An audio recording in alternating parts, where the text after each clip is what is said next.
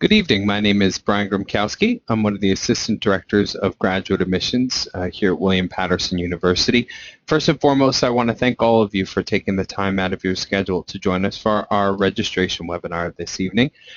Whether you have been accepted or taking coursework for our summer session or for our upcoming fall 2016 semester, courses are now available for registration for all of our grad students, from non-degree to postmasters to matriculated programs, certifications, endorsements.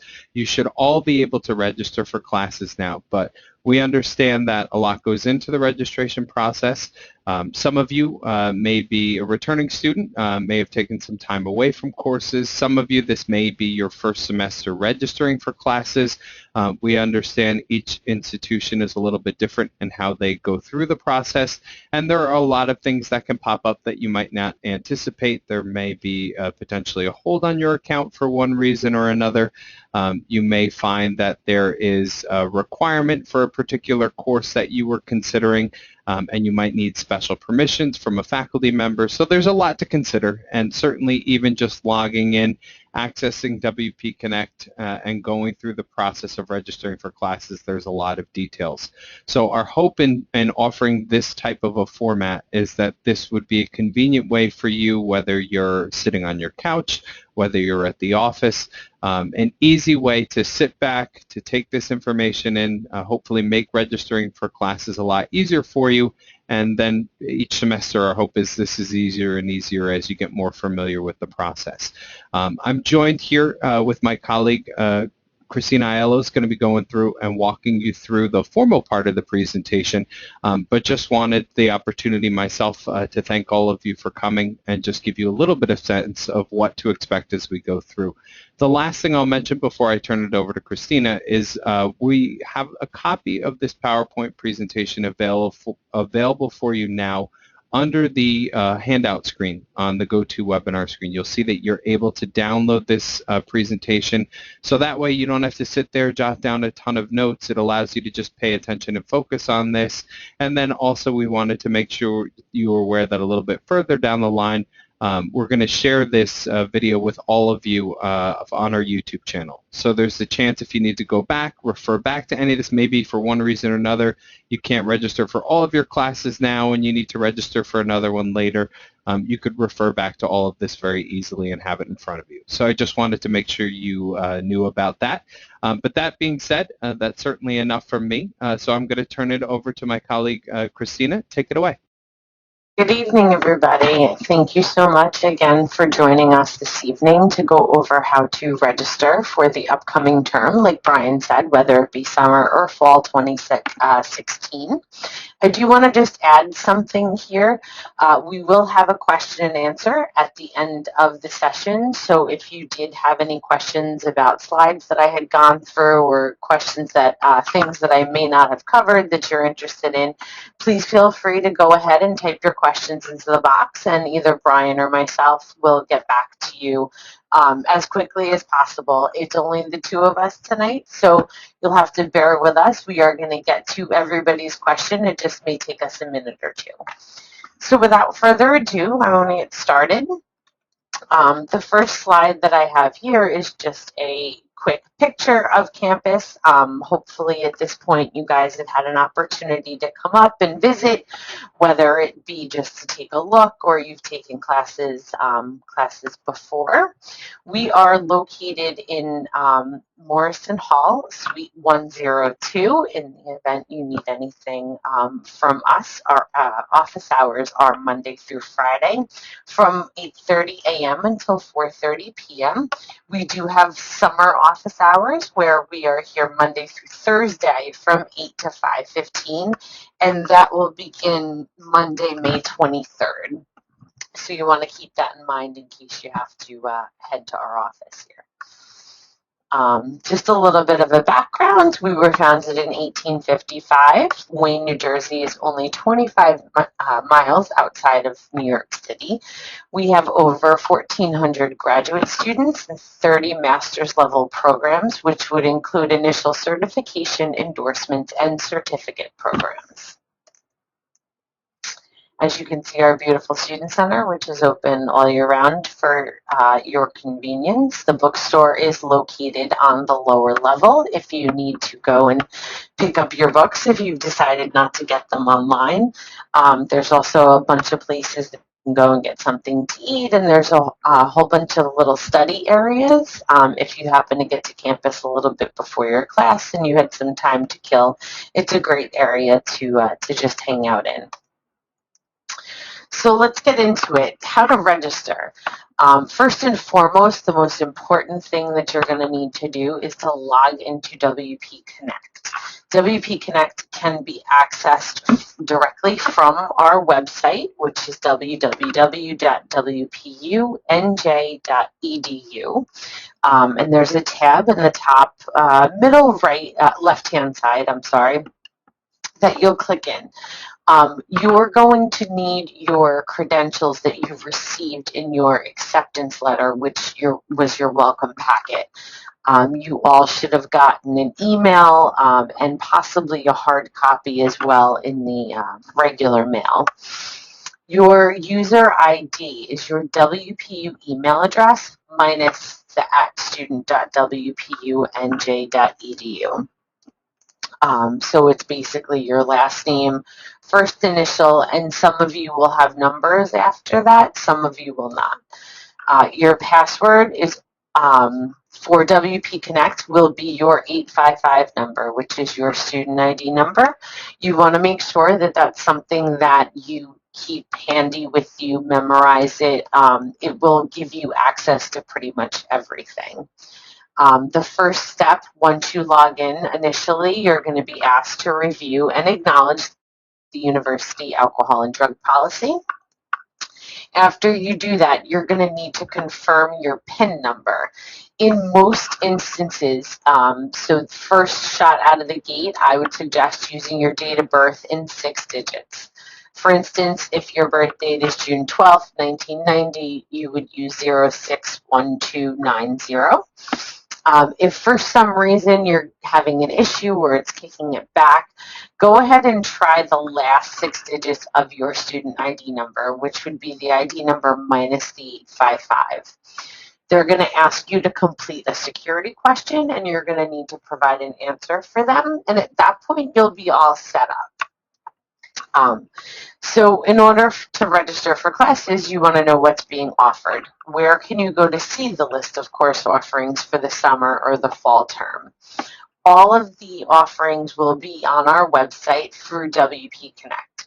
So again, you're going to go back, you're going to log in using your name, first initial, and then your 855 number is the password. You're going to click Student tab. You're next going to click the Look Up Course Offerings, and you're going to select your term. As this says spring, it should say summer or fall, and you're going to select Submit. You can then select Advanced Search and the subject and course level as graduate to kind of trim down the course offerings that you're going to see. If you don't select the course level as graduate, you will also see any of the undergraduate courses that are available under that program. At that point, you're going to click Section Search, and it should appear. I've put a screenshot here for you to give you an idea of what it's going to look like. So the subject, as you can see, you'll have to select one. You can skip the majority of this with the exception of instruction method. If you're looking specifically for an online or traditional, you can always select all if you want to see all that's available.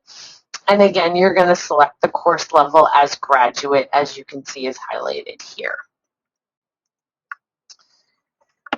Moving forward, to look up classes and then ultimately add them to your schedule. So you may notice that there are certain codes on the left-hand side of the courses that are being offered. Some of these codes are such as C, NR, or SR. Under the Select column on the left-hand side from the class search results, I have the definitions here. NR is not allowed for registration. That usually means that there's an enrollment period and it's not yet open for class registration. SR is a student restriction. That means that you as a student have some type of restriction, such as your time window, meaning you're trying to register and it's not yet your time. At this point, that should not be anybody, as registration has fully opened for everyone as of yesterday, April 18th. It could be your student status, your academic standing. There could be a hold on your account. So if you see the SR, you want to make sure that you reach out to somebody. A C will indicate a closed class, meaning there are no seats available in that current section.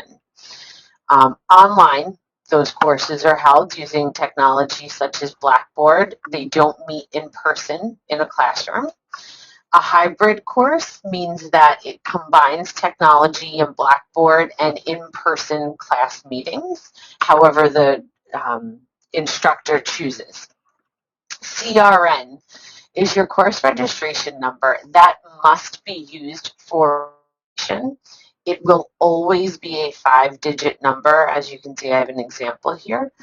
And the course number and section are used to differentiate the courses. So MBA 6160-70 is organizational behavior communication.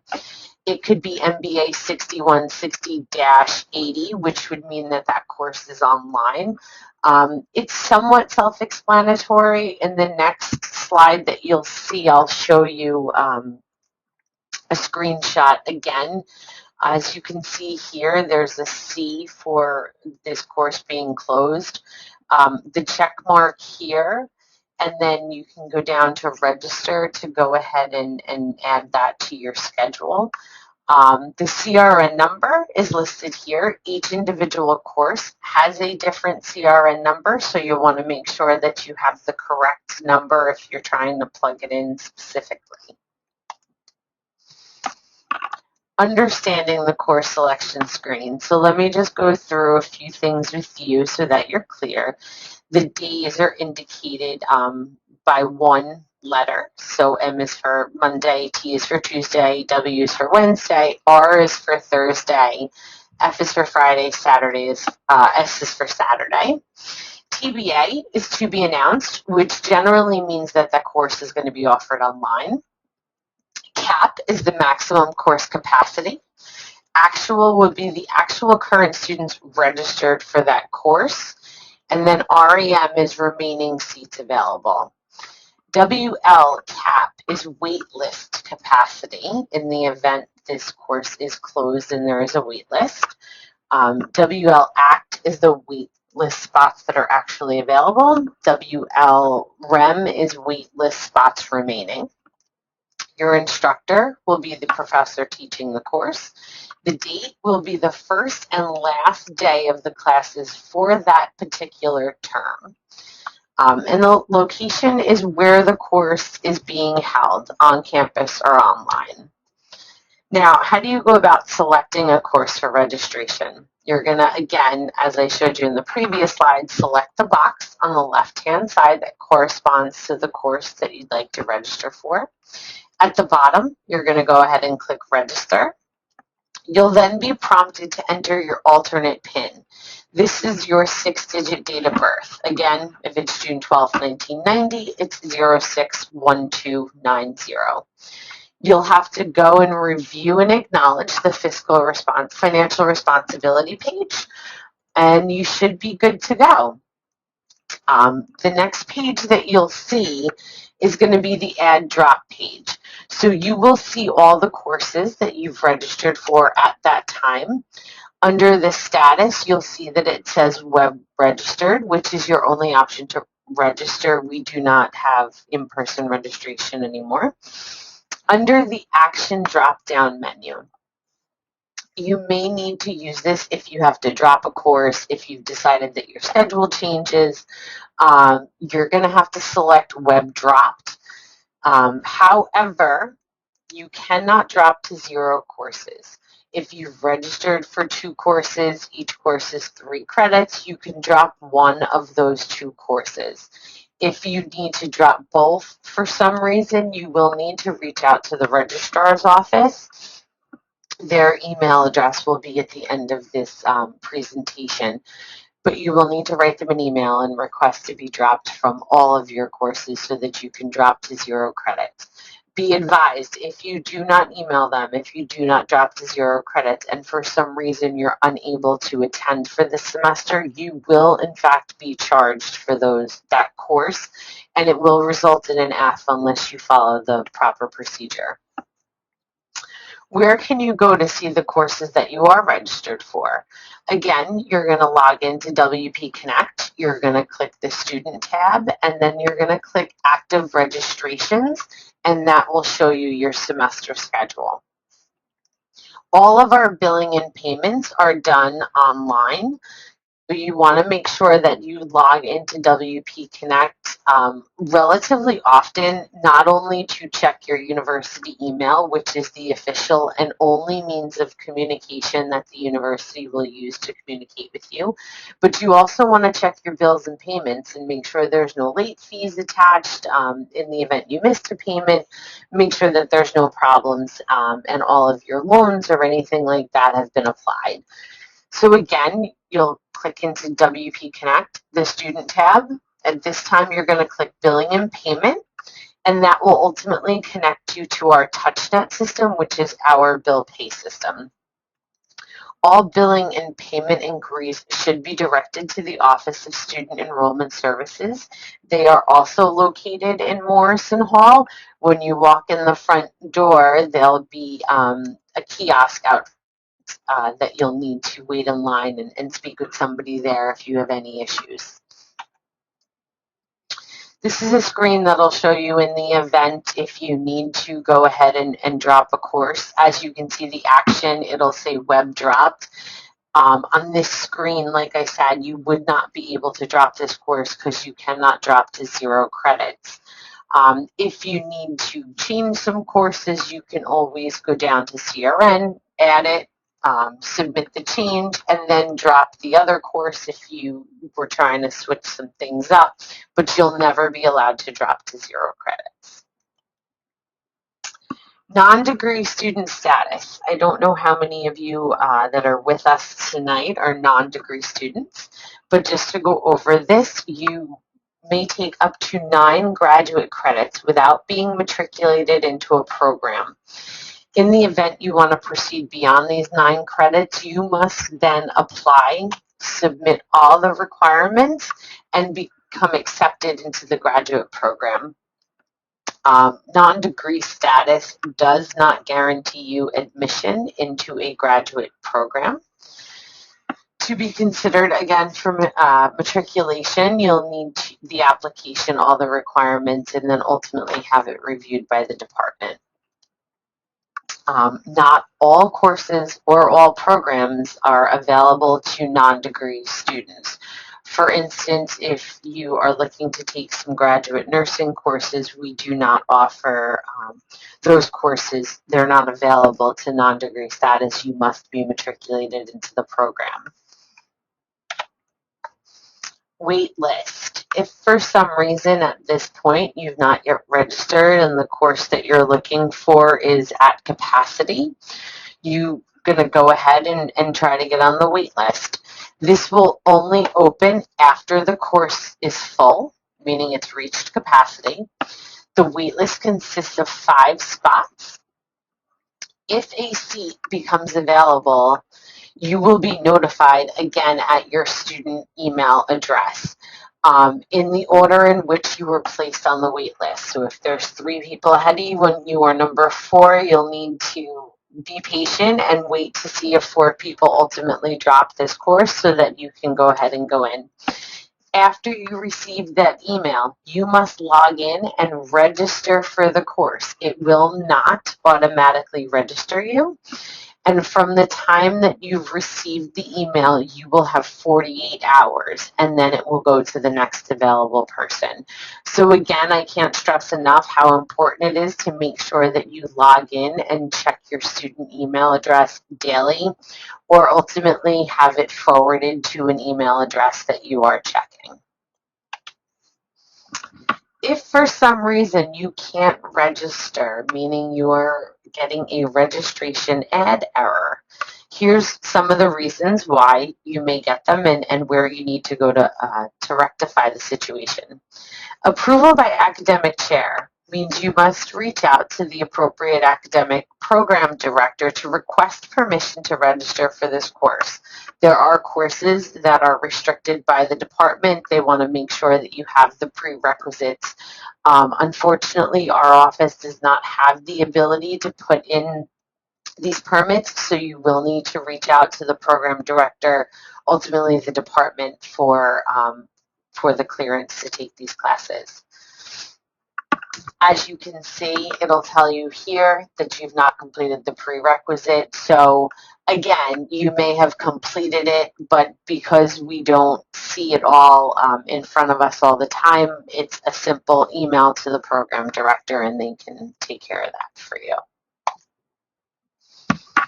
SR is a student restriction. You must click the student tab and then click view holds for information about that.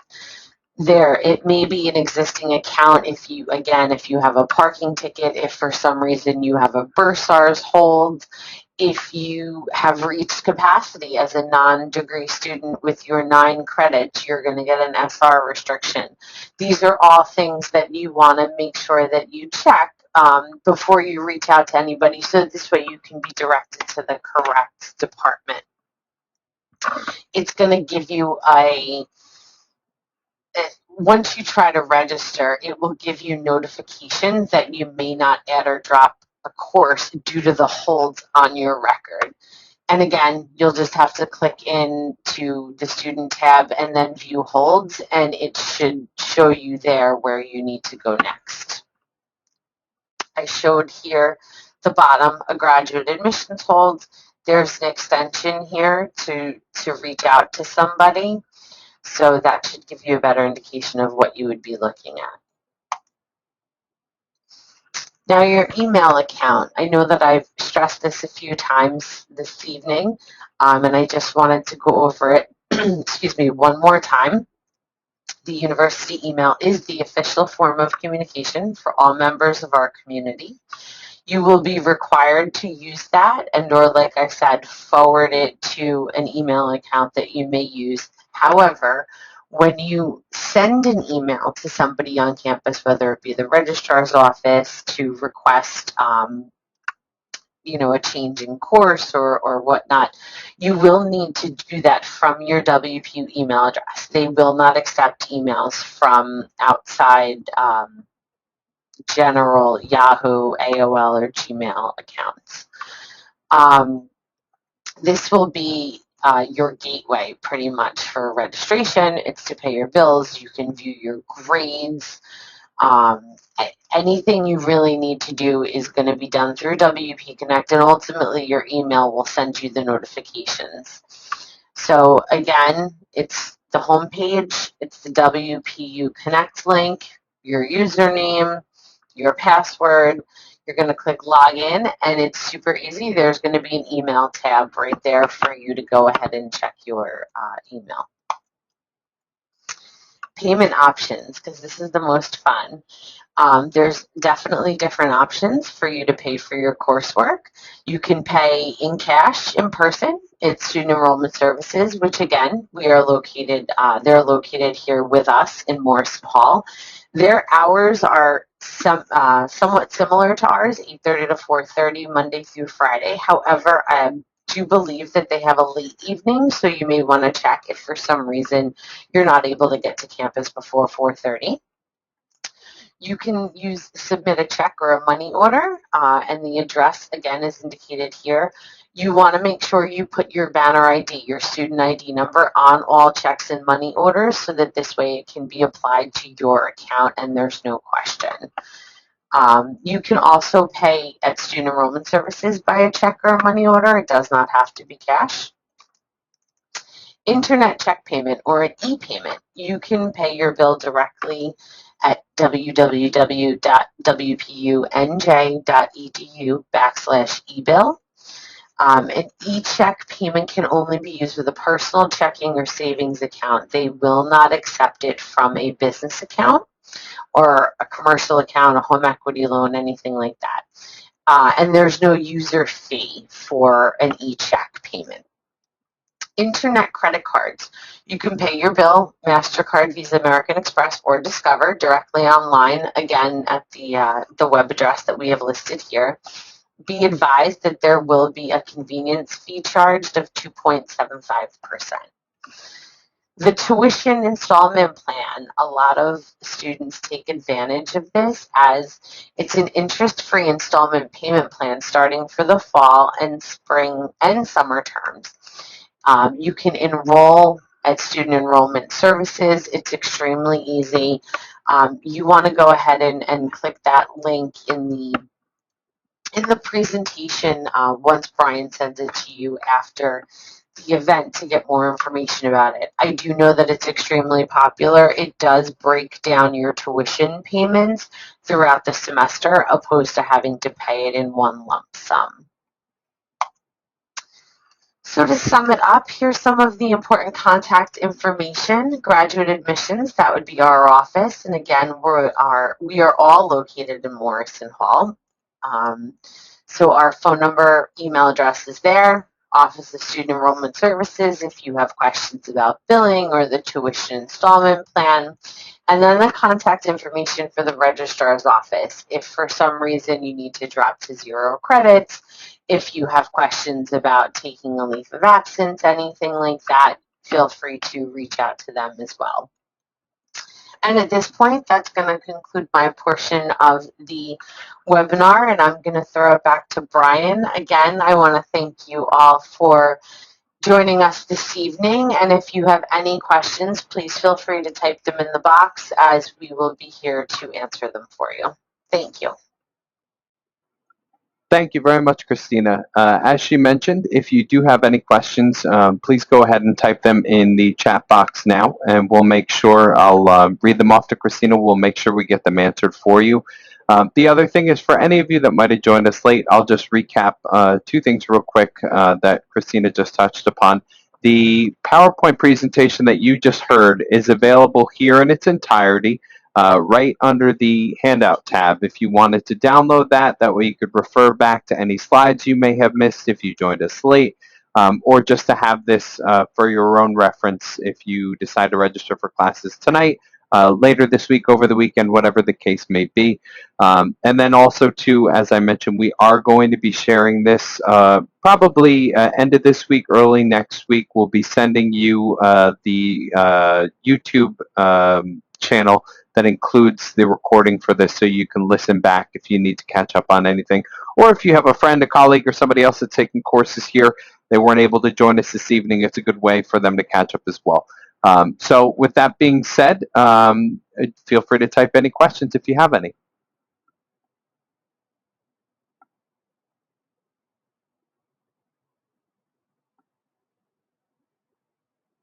And at least as of right now, it looks like things are pretty quiet. So Christina and I will stay on. If you do think of any questions, like I mentioned, feel free to just enter them in the chat box there. Want to make sure that I reiterate, we are here in Morrison Hall, as Christina mentioned, for about the next month. Our hours are Monday through Friday, 8:30 to 4:30. I would encourage you to stop by if you have questions. Always feel free to reach out to your program director if you're matriculated into a program. Obviously, they can give you a level of guidance that surpasses even what we might be able to do here for you. If you're a non-degree student, postmaster student, you have questions, feel free to drop by anytime. Obviously, we're happy to help you, as is the registrar's office, as is our Office of Student Services here. But that concludes the formal part of our presentation. We'll stick around for a couple of minutes. And we do have a question that came through One student said, it says that there's a hold on my account saying that I need to attend a CODS orientation. So I'm assuming I should be contacting the head of the department. I can feel that one. That is correct. Several of our departments do their own separate orientation program with their matriculated students, the CODS program being one of them. I would contact them. I do believe theirs is a mandatory meeting just to walk students through the process, make sure you're familiar with the appropriate courses that you should be taking. But yes, you should reach out to the program director directly if you need more information or if there's any problem in terms of the date and time for that event. I think the best way, I just want to interject really quick, Brian, is to email Dr. McGaldy. I'm not sure what her schedule is on campus. I do know, my understanding is that the orientation will be sometime in June, and don't panic because all of those courses are closed to registration. She only allows those who should be in them. But I would email her and, find out if there's anything you can do in the meantime from now until then. I also see there's another question here. Is there a deadline to register for classes?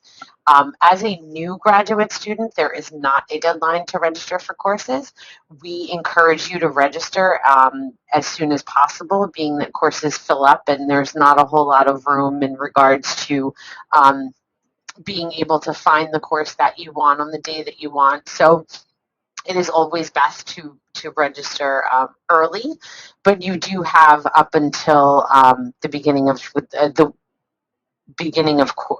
coursework, whether it be September for the fall or ultimately the first day of classes for the summer, which would be May 24th. And then how do you find the CRN number for a specific degree? There's no CRN number for a degree. The CRN numbers are course-based. So you're looking for a specific course, you will look for that specific CRN number to add to it. Again, you're going to log into WP Connect and go to course selections and click the department in which you wish to take a course. Select graduate and it will pull up all of the courses. It'll have the course name and whatnot, and the CRN number will be listed there.